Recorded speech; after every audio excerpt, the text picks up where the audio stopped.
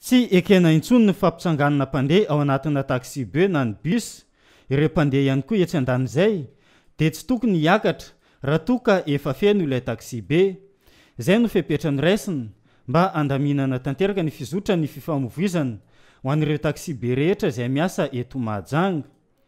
Nisy ny fidinana ifotony da ataon'ireo tompon'andraikitra misahana izany rehetra izany ny andro ny asabotsy lasa teo iny, ka ireo taxi be izay mampiasa ny lalam-pirenena fa 420 no voakasika izany. Tafiditra tamin'izany ny zotra fa 9, zotra fa 12 ary ny zotra fa 15. Niara-nanao ny fidinana ifotony tamin'izay ny ATT na ny atonkon-draharaha misahana ny fifamoivoizana eto an-tanan-dehibe.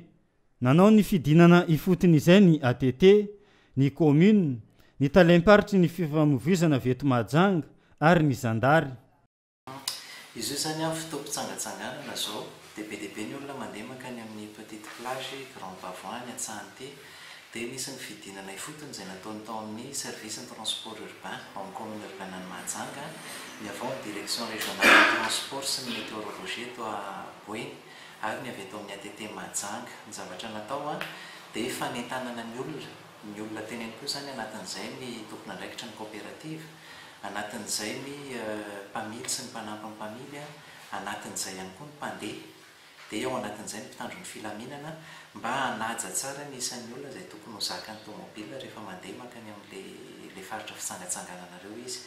Dia narahana maso ny hoe ampy tsara ve nisan'ny tomobila miasa, manaona ny cadence an'ireo tomobila ireo, dia manaona ny isan'ny olona izay entin'ilay fiara ara-dalàna daholo ve ny taratasin'ireo tomobila izay mandeha mitatitra ny olona ireo amin'izao andro mabetsaka ny fivezivezena an-tanety izao. Nandraisana fepetra avy hatrany ireo taxi be izay hita fa tsy ara-dalàna nandritra ny fidinana ifotony, nosavana tamin'izany ny taratasy ara-dalàna na tsy ho an'ireo taxi be ireo.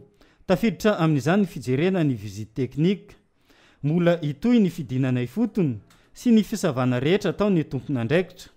Izany rehetra izany natao mba andaminana tanteraka ny fifamoivoizana mandritra izao fotoam-pialan-tsasatra izao.